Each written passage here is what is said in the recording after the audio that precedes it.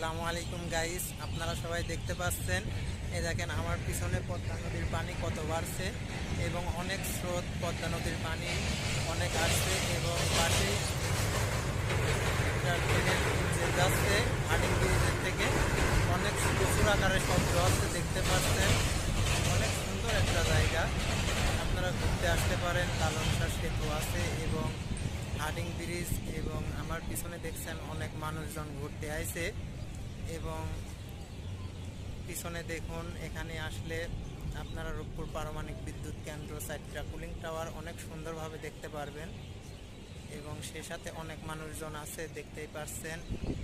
কিন্তু এই জায়গাটা তো দু একদিনের ভিতরেই ডুবে যাবে। অলরেডি পদ্মার পানি অনেক বাড়ছে, দেখতেই পাচ্ছেন। এবং মনে হয় কুষ্টিয়া ওই পারে কিছু কিছু জায়গায় হয়তো বা ভেঙে যাইতে পারে, রাস্তাঘাট বোঝা যাচ্ছে। ভিডিওটা ভালো লাগলে অবশ্যই লাইক, কমেন্ট, শেয়ার করে দিবেন এবং এমনই ভিডিও পেতে অবশ্যই আমার পেজটা ফলো দিয়ে রাখবেন।